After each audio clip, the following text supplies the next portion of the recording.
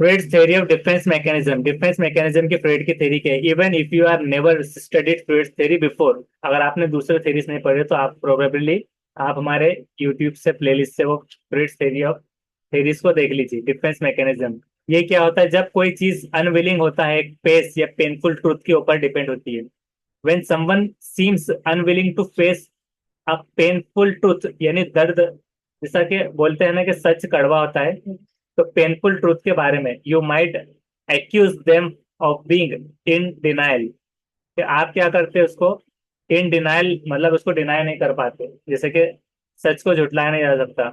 If they try to look for a logical explanation of for unacceptable behaviour, you might suggest that they are rationalising.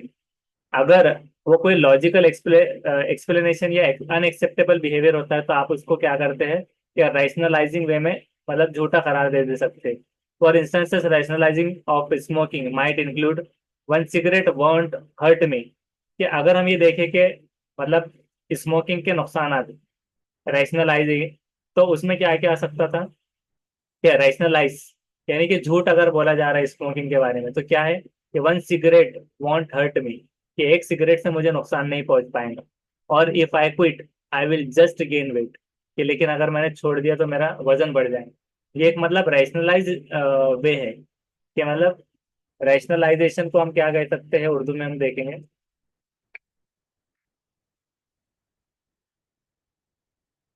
Urdu में मा माकुलियत, माकुल, कौमी सनत की आला तंजीम, rationalisation, अकली, मतलब अकल के हिसाब से धोखा देने में भी आता है। तो वही कि मतलब आप धोखा देते हो जब एक कोई झूठ बोल रहे हैं डिनाइल फॉर्म में, तो रैशनलाइजेशन होता है कि एक सिगरेट मुझे नुकसान नहीं पहुंचा सकती, या फिर अगर मैंने क्विट कर दिया तो मेरा वेट बढ़ जाएगा। Denial and rationalize represents different types of defense mechanisms or tactics that the ego uses to protect itself from anxiety।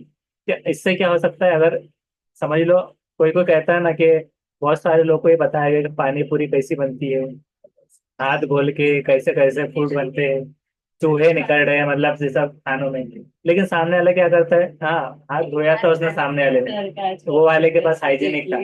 तो ये क्या है, आप एक रैशनलाइज फॉर्म में ये बोल रहे हैं खुद को दिलासा देने के लिए कि एक आपको टेंशन ना आ जाए, एक बहाना है, बहाने के तौर पर, कि जिससे आप टैक्टिक कर रहे हैं ईगो को, कि प्रोटेक्ट कर रहे हैं आप, तो ये डिफेंस मैकेनिज्म आपका काम कर रहा है, कि आपका जो ईड है वो आपको, जो ख्वाहिश है वो कराने की काम कर रही है, जिसमें जो ईगो क्या कर रहा है, आपका ईगो एंजाइटी से जुड़ने के लिए डिफेंस मैकेनिज्म को यूज कर रहा है। जैसे हमने क्या कहा था, जैसे कि मिसाल के तौर पे अगर ईड है, ईड मतलब क्या है कि ख्वाहिश।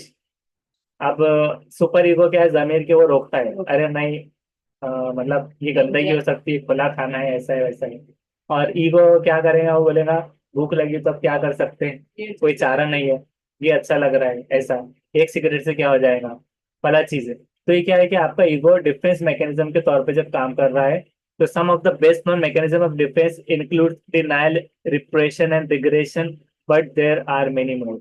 और उसी तरह से बहुत सारे भी हो सकते हैं, डिनायल, डिप्रेशन, रिग्रेशन, बहुत ज्यादा हो सकते हैं। तो ये क्या था, डिफेंस मैकेनिज्म, फ्रेड थ्योरी उस पर बनी, फ्रेड की डिफेंस मैकेनिज्म पर। अब नेक्स्ट उसमें हम फीमेल साइकोलॉजी पर देखेंगे।